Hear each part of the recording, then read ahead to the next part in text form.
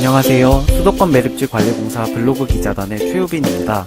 수도권 매립지 관리공사의 기후변화 사업처에 근무하는 황원구 계장님과 가연성 사업처에 근무하는 임승호 사원님과의 인터뷰를 영상으로 제작했습니다. 자, 그러면 기후변화 사업처부터 가연성 사업처까지 인터뷰 영상 시작합니다. 기후변화 사업처에서 근무하고 있는 황원구 계장이라고 합니다. 이제 저는 2012년 5월에 입사를 해가지고요. 현재까지 이제 온실가스 감축 사업 쪽에서 온실가스 감축이나 이런 쪽 이제 뭐 CDM 사업이라든지 동네 배축 건물에 관련된 사업을 좀 진행을 하고 있고요. 더불어서 저희 부서에서 이제 해외 사업도 추진을 하고 있거든요. 그래서 그 업무까지 조금 겸해서 지금 진행을 하고 있습니다.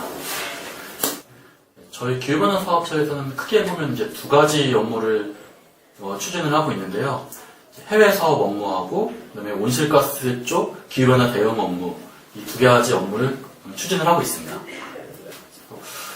보통 이제 선진국들 같은 경우에는 자체로 좀 많이 자원화가 많이 되어 있어요. 그래서 선진국들보다는 개발도상국이 굉장히 많거든요. 그래서 지금까지 이제 거의 저희 공사에서 요청하거나 아니 우리 국내 업체들이 같이 나가서 팀은 이뤄서 나가서 좀 진행한 국가들 보면은 보통 스리랑카 동남아 쪽이 좀 많고요. 스리랑카라든지 인도네시아, 그다음에 베트남, 그다음에 다른 데 보면 페루도 좀 있고 중국 쪽도 좀 있었고, 그래서 좀 여러 가지 좀 약간 개발도상국들이 주로 사업 대상이 되고 많이 교류를 하고 있습니다.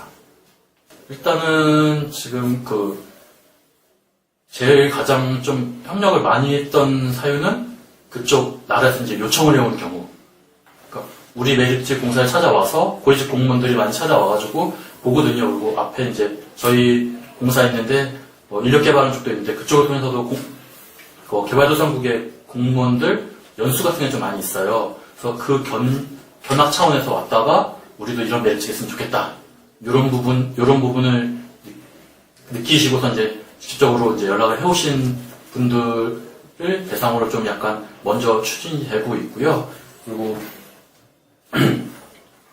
또 두 번째로는 이제 우리나라 업체들 중에서도 폐기물 사업을 하는 업체들이 많아요. 근데 특히 좀 매립장 관련된 매립가스 발전이나 자원화 쪽에 관심 있는 업체들이 해외로 진출하는 경우가 되게 많아요.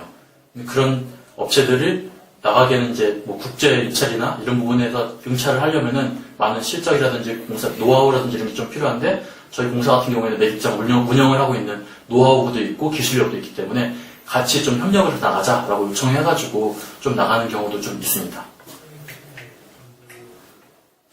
일단 너무 많은 나라랑 좀 접촉을 해가지고 좀 다 말씀드리게 좀 대표적인 나라를 좀 말씀드리면은 일단 스리랑카가 있는데요. 거기서 저희가 공사를 하거나 그런 건 아니지만 코이카 사업으로 해서 진행이 됐던 부분인데 우리나라 업체가 공사를 하고 스리랑카의 아마 1호 위생 매립장인 것 같은데요. 이건 확실하진 않지만 근데 거기에 우리나라 업체가 공사를 하는데 좀 감리 역할을 했어요. 전체적으로 사업 잘 공사가 되게끔 봐주고 감독을 해주고 잘못된 부분을 지적을 하고 이런 부분이 이제 우리 공사 직원이 한 분이 파견 가셔가지고 1년 넘게 거기서 거주를 하시면서 다 이제 관리해가지고 매립장이 지금 현재는 매립장이 완료가 되고 매립이 진행되고 있거든요. 그 사업이 이제 대표적인 사업이고요. 두 번째로는 이제 타당성 조사 사업은 진짜 많은 나라를 했던 것 같아요. 그래서 근데 매립장 관련된 사업이 좀 돈이 많이 들어가고 또 지원도 필요로 하고 정치적으로 좀 약간 그런 힘도 받아야 되고 이런 부분이 우리나라 말고 그쪽 자국에 정치적으로 약간 힘을 좀 받아야 되고 이런 부분이 있어가지고 좀 본 사업으로는 연계가 안 되는 경우가 좀 많이 있고요. 그리고 현재 지금 추진되는 거 봤을 때는 가장 지금 핫한 나라가 베트남 쪽이거든요. 저희가 저 베트남 쪽에다가 베트남 하노이 쪽에 매립장이 있는데 그쪽에서 이제 요청을 해온 거예요. 저희 공사를 방문을 하고서. 그래서 좀 우리도 운영을 수도권 매립장을 할 수 있게끔 해달라. 그리고 나중에 공원화, 자원화 이런 부분에 전부 다 자문을 해달라고 해가지고 그 부분을 갖고서 지금 이제 사업을 만들어가고 있는 중입니다. 지금. 그래서 뭐 올해 말 내년 초 정도면은 본격적으로 사업이 추진될 수 있는 그런 여건이 좀 마련될 예정으로 있습니다. 우리나라 지금 폐기물 처리하는 기술은 지금 우리나라 자체적으로도 좀 많이 연구를 해왔고 정부에서 많이 지원도 해줬고 해서 굉장히 좀 높은 수준이라고 생각을 하고 있어요. 그리고 그 수준이 높기 때문에 개발도상국을 우리나라에 요청을 하는 경우도 굉장히 많이 있고, 그래서 저희가 공사 같은 경우에는 이제 기술이 높다 하더라도 그 나라의 수준에 맞춰야 되거든요. 아무리 높은 기술을 갖다가 그 나라에다 전수를 한다 해도 그쪽에서 운영을 못하면 끝이에요. 그래서 그 나라의 상황이나 그 나라에 있는 현황에 좀 맞게끔 이제 그런 약간 컨설팅 전문 자문 쪽으로 좀 이렇게 진행을 하면서 사업을 추진하고 있는 상황입니다. 지금 현재 이제 좀 이슈되고 있는 게 2015년도 파리협정 체결되면서 기후변화 온실가스 감축 사업들이 많이 좀 이슈화가 되고 있거든요. 그래서 지금 신규 체제에 대응을 해서 2021년부터 신규 체제가 진행이 되는데 전 세계적으로 그거에 관련된 사업들이 굉장히 이슈가 되고 있어요. 그래서 저희 같은 경우에는 지금 주로 이제 사업 대상국들이 개발도상국 쪽이 많거든요. 그래서 뭐 베트남이라든지 라오스라든지 아니면 뭐 캄보디아 같은 아직 현재 추진되고 있는 건 현재 뭐 베트남밖에 없긴 하지만 이런 나라들에 좀 관심을 많이 갖고 우리가 뭐 지원해주거나 아니면 정치적으로 가거나 아니면 이렇게 자문해줄 수 있는 사업을 추진할 수 있는 곳이 있는지, 또한 만약에 우리나라 뭐 민간 기업들이 어느 나라에 가서 좀 추진해야 하는데 우리 공사에 도움 필요하다라고 하면은 또 그런 나라들도 물론 관심을 갖고선 좀 추진을 해나갈 예정입니다.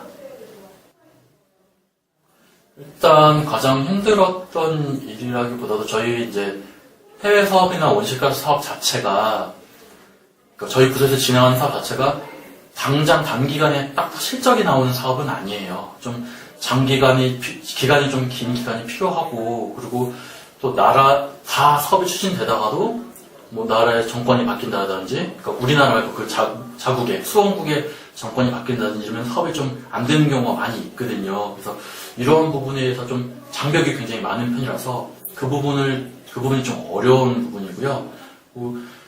저희가 이제 굉장히 그래도 노력을 하다 보면은 온실가스 감축 사업도 그렇고 이렇게 약간 실적이 좀 보일 때가 있어요. 예를 들면 뭐 스리랑카 입장 같은 경우에도 보면 우리 공사에 대한 이미지, 그러니까 그 사업이 올바로 잘 추진되고 있기 때문에 우리 공사, 우리 나라에 대한 이미지가 굉장히 좋아요. 그래서 그런 부분에 있어서 좀 많이 우리나라도 찾아주시고 자문을 구하고 이렇게 연락을 할 때 사업이 끝났음에도 불구하고 그럴 때 굉장히 좀 보람을 느끼는 것 같아요.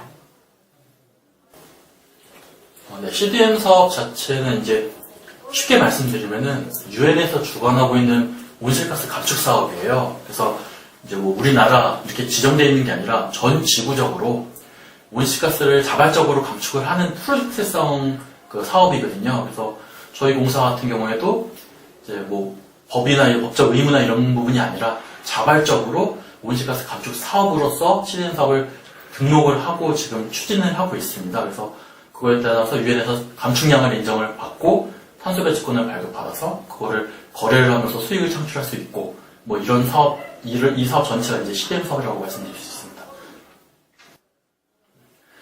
그 탄소 배출권 확보 관련된 기사는 이제 저희 공사 내에서 매립가스를 발전하고 소각하는 부분에 있어서 이제 등록되어 있는 CDM 사업, 거기 그 사업을 통해서 이제 유엔으로부터 발급을 받는 건데요. 근데 그게 사업 기간이 있어요. 그래서 저희 공사 내에 있는 발전에 대한 그 CDM 사업 자체는, 탄소 배출권을 발급받을 수 있는 사업 자체는 지금 2007년부터 2017년까지 해서 올해 인정받을 수 있는 기간이 끝났어요.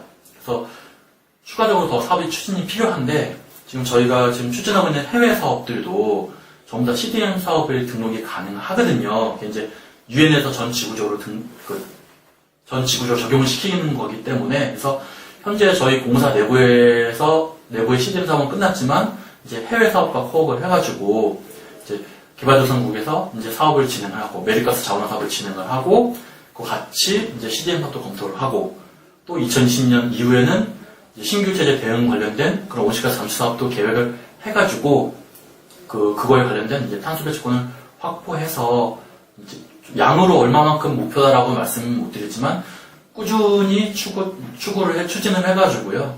저희 공사가 이제 매립가스 발전 사업, 또 지금까지 해왔듯이 기후변화 대응에 대한 선도 주자로 좀 나갈 수 있도록 추진을 할 예정입니다.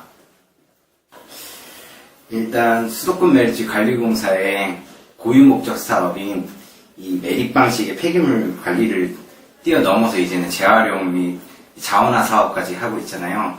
기존의 단순한 매립 방식을 넘어서서 이제 위생 매립, 함으로써 이제 침투수 및 매립가스를 안정적으로 처리를 하고 거기에 안주하지 않고 또 더 나아가서 이제 그 다양한 연구랑 자원화 사업을 통해서 이제는 위생 매립이 아닌 친환경 매립장 조성을 위해서 계속 혁신적으로 도전을 하는 그런 모습에 있어서 제가 거의 큰 감명을 받고 입사를 하게 되었습니다.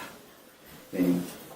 또 입사 준비에 대해서 제가 말씀을 드리고 싶은데 여러 가지 많죠. 자소서도 있고 필기 시험, 그 다음에 면접 준비, 자격증 등 이런 점들도 참 많은데 그 중에서도 제가 딱 말씀드리고 싶은 거는 이 면접에서 이제 관련 뉴스 기사를 많이 활용했다는 거예요. 기자 다니셔서 저도 참 이게 많이 도움을 많이 받았던 것 같기도 한데 SL공사 아실지 모르겠는데 SL공사는 취업 사이트에서 취업 데이터를 찾기가 좀 힘들더라고요. 다른 공기업은 기출문제라든가 면접 후기 이런 것들을 금방 찾을 수 있는데 SL공사는 그렇지 않더라고요. 그래서 제가 접근한 방식이 관련 뉴스 기사였는데요. 최근 그 공사의 최근 이슈라든가 이슈를 접해서 공사의 현안에 대해서 좀 더 심도 있게 알 수 있었던 방법이었고요. 그 뉴스 기사는 또 상반된 의견이라든가 다양한 반응들이 존재하기 때문에 좀 더 다양한 시각으로 바라볼 수 있어서 되게 도움이 되었던 것 같습니다. 이게 제가 가연성 사업체에서는 딱 이 신입사원으로서의 업무가 정해져 있지는 않습니다. 근데 다만 이게 부서의 업무를 전반적으로 이해하고 습득할 수 있도록 많은 기회를 접하고 있는데요. 특히 예를 들어서 지금 전처리설 설치 사업 같은 경우에는 제가 중심에서 사업을 추진을 하진 않지만 관련 정보 수집이라든가 자료 정리 등을 하면서 이제 선배님들 서포트를 하면서 그 내공을 좀 쌓아가고 있고요. 그 다음에 제가 현재 담당하고 있는 거는 가연성 폐기물 자원화 시범시설 운영관리 쪽에서도 안전보건 관련 업무를 담당하고 있는데 현장에 자주 나갈 일이 많고 위탁 운영을 하고 있기 때문에 그 위탁 운영 사와도 이게 스킨십이 많아서 그 운영 노하우를 습득하는 데도 참 좋고 그 본 시설 이제 사업 추진하는 데 있어서 공정 개선이라든가 운영 데이터 축적 이런 부분에 있어서 잘 추진이 될 수 있도록 그렇게 습득을 하고 있습니다. 일단 보통 부서명을 보시면은 그 부서에서 대략적으로 어떤 업무를 중점적으로 수행하는지는 가늠이 하실 거예요. 일단 가연성 사업처가 폐기물 내에 연료로 활용 가능한 물질들을 선별해서 에너지화하는 업무를 담당하고 있고요.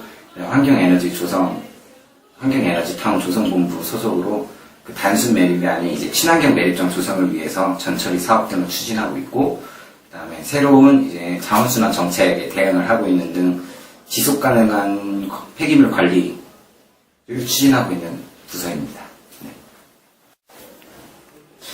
네. 정확히 말씀드리면 건설 폐기물은 그 사업장 폐기물 종류 중 하나로서 지금 현재 수도권 매립지로 들어오고 있는 건설 폐기물은 전량 매립장으로 지금 매립되고 있습니다.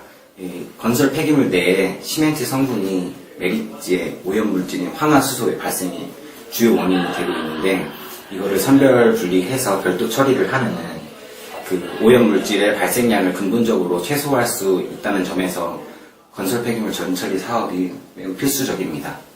네, 그리고 또 이제 건설 폐기물 전처리 과정은 생활 폐기물 전처리 과정과 크게 다르진 않는데 그래도 이 들어오는 폐기물 물질 성분이 많이 다르다 보니까 세부 선별 공정은 좀 차이가 있을 수 있겠습니다.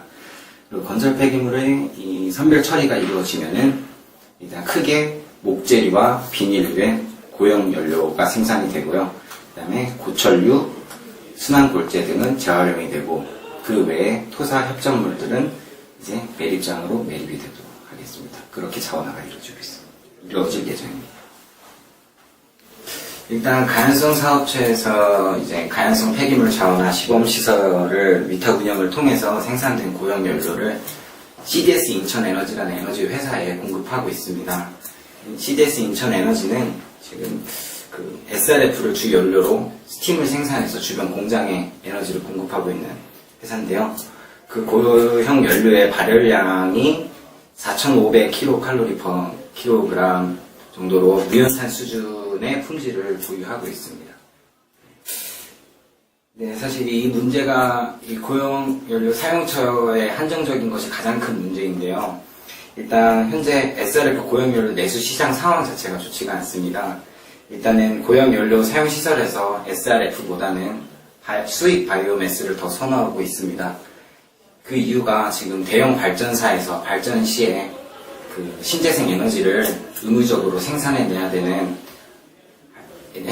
RPS 제도라는 게 있습니다. 그 RPS 제도에서 이제 그 신재생 에너지 생산 실적으로 이제 주는 인증서가 있는데 그걸 REC라고 합니다. 그 REC에 대해서 이제 SRF보다 수입 바이오매스에 더 많은 가중치를 부여하고 있기 때문에 지금 많은 회사에서 그 수입 바이오매스 REC를 더 선호를 하고 있고요. 지금 실제로도 지금 국내 SRF보다 더 수입 바이오매스의 경제적인 이 혜택을 더 많이 주는 곳은 우리나라가 유일하다고 할 수 있겠습니다. 그래서 현재 그 고용연료 사용시설의 시장 자체가 수입 바이오매스가 다 하고 있기 때문에 상황이 입지가 많이 좁아진 상황입니다. 분명 고용연료 자체만으로 봤을 때는 이것도 연소를 시켜서 에너지를 생산하는 거기 때문에 오염물질이 발생합니다. 그런데 다만 이 현재 지금 어떠한 폐기물 처리 방법도 다 오염물질은 발생하고 있고요. 그다음에 그 기존의 매립 방식이나 소각 방식에 보다 가장 적은 오염물질을 배출하는 것이 전처리 과정을 거쳐서 고용연료로 생산하는 자원화 방법이 되겠습니다. 네, 또한 이 전처리를 통해서 생산된 고용연료를 화석연료를 대체해서 에너지를 생산하면은 그 화석연료에 따른 오염물질도 줄일 수 있는 효과를 얻을 수 있다는 측면에서 고용연료는 분명 친환경적인 에너지라고 볼 수 있습니다. 최근 정부에서도 탈원전과 미세먼지 감소 방안으로 지금 신재생 에너지 육성 사업을 핵심 정책으로 추진하고 있습니다. 지금 현재 신재생 에너지의 대부분이 폐기물 에너지가 차지를 하고 있고, 그다음에 그 생산 단가도 가장 저렴한 것이 폐기물 기반의 에너지가 되겠습니다.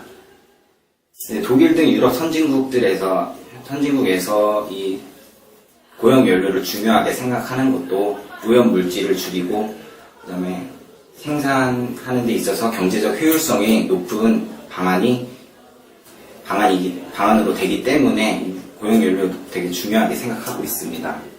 우리 처에서도 지금 직매립되는 폐기물의 70% 이상인 생활 폐기물 및 건설 폐기물을 전처리 사업을 통해 전처리 선별 분리를 해서 지금 재활용으로 선별 분리하고 매립되는 양을 최소화하기 위해 많은 노력을 하고 있습니다.